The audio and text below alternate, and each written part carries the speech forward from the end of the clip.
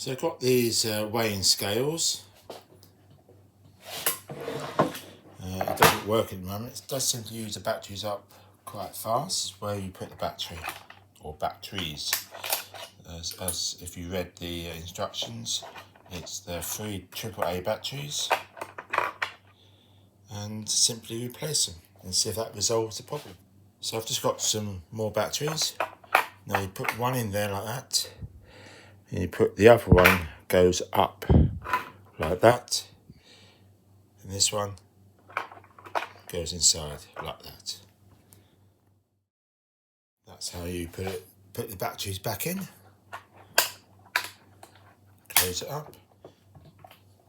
Hey, it's working. Thank you for watching, and if this video was helpful, please share, like and subscribe.